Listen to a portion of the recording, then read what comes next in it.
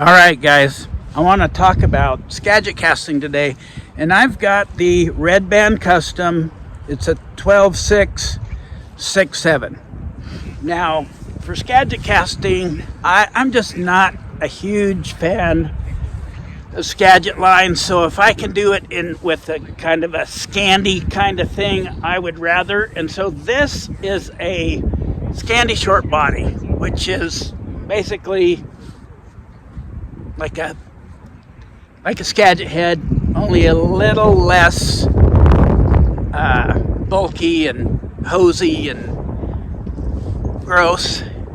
It's just a real delight on this rod. It's a 8 weight, so it's about 400 grains. Red Band Dave likes about 450 Skagit on this, but with a 400 grain Scandi short body, I can still cast a sink tip, or I can cast a floating tip.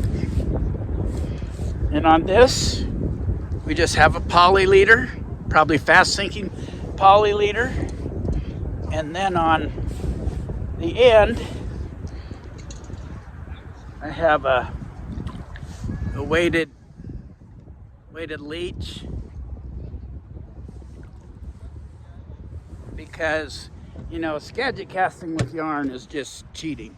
So this is what it looks like in the water. Nice big profile, looks big. It's but it's not like casting yarn. You got to have a fly on there, for Pete's sake, if you're doing a Skagit casting thing. And it because if you I mean, they're made for at least casting a little bit of a fly, right? A little bit of a fly, a little bit of a weighted fly. And so even with this Scandi body, Scandi short body, real Scandi short body, a poly leader, it's not real heavy. I usually think in terms of turning over big flies using bigger tips, like at least T11 kind of thing is kind of the prevailing wisdom. But I have this new Skagit cast I'm going to show you that I do. It's a continuous motion cast, and one thing I never do when I'm Skagit casting is pretty much never. I guess I should never say never. I want to keep everything in here, and when I cast, I don't want to sweep and then drift. I want to keep everything at this level. See, I don't want my hand level to go up or down. I like to kind of let my elbows hang down and then keep it right in here. I basically want my hand staying about shoulder or below level. I don't want to drift up high like that for the forward cast. But I do. I dump my line. Okay, I'm usually doing some kind of a poke.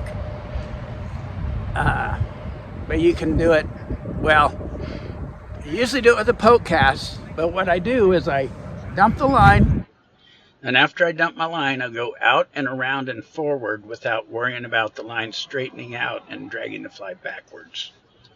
So I don't really care if there's a little curlicue in the sink tip or the line, but it usually straightens out. So this sink tip is 10 feet long. I don't want to dump the line and then sweep back and let it straighten out. My sink tip may actually be in just a little bit of a curve here when I cast it. And that sounds sacrilegious, but it's almost like if you don't do it this way, you're going to get a blown anchor, especially if you're using a heavy Skagit head. And so what that looks like, I'll do a couple and you can see what it looks like.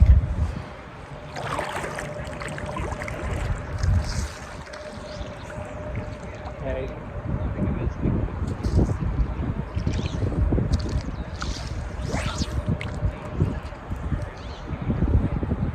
So you see, I'm just going out and around and forward, and I'm not really rushing it. The timing's got to be right. but I am doing it in a continuous motion, and I'm doing it while my sink tip is in a curve. And I can actually watch that happen. I want my fly to be a little bit in front of me, just a little, and then I'm gonna peel around the cast like that, okay? So, but if I watch my sink tip in the water, it's gonna have a curl in it.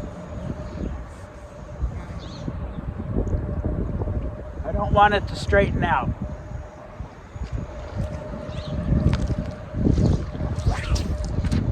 Okay.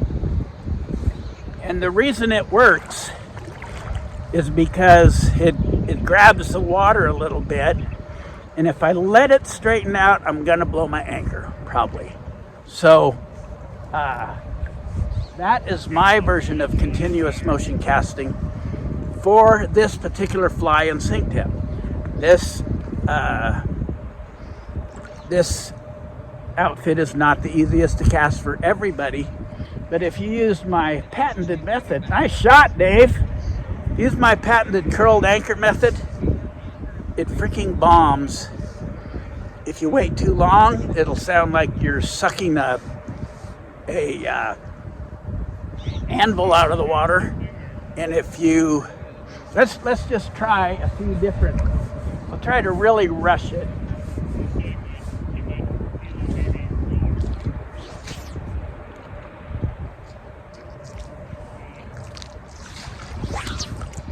Okay, I went as fast as I could, peeled the line and cast it. Before waiting things, I don't wait for shit to straighten out. I let it stay in a curl, and if you're right, if I'm watching it, I can see the curl. Yeah, I don't want the fly behind me. The fly's gonna move around a little bit. That might work. Boom. So we got a Scandi body, we got a poly leader, and we got a legit weighted fly, rabbit strip fly. Okay, so I basically, here's what it might look like if I'm waiting for things to straighten out. And sometimes, due to the casting situation, it does straighten out. See, I didn't get near the grip on the water as I do when I let that sink tip be curled.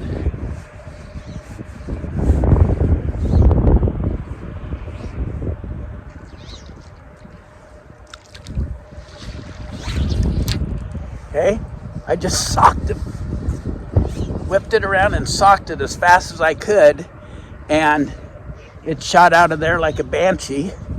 It's a 6-7 rod, summer steelhead rod, but now it could be a winter steelhead rod. These DQ tapers are the bomb. I've casted the Sage X yesterday, Sage R8, and for a fraction of the cost, you can get one of these red band customs with the DQ taper.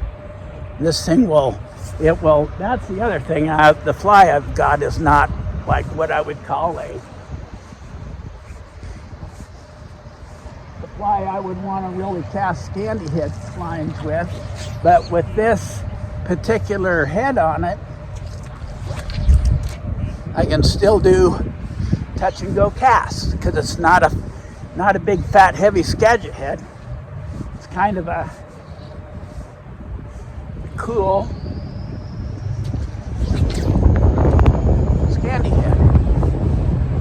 Okay, so I can do touch and go. This rod it's got enough bend in it to make a nice Skagit rod, but it's also crisp enough. Boom, it can do a really good underhand cast. So I just freaking love this thing. So for my next probably trout light steelhead, Kenai River, Deschutes trout, maybe summer steelhead.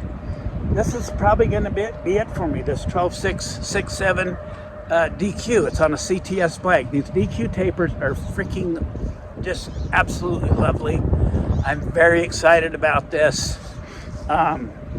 So anyway, play with that cast. Leave that thing curled up in a ball.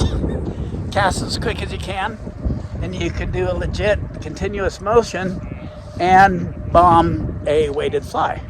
So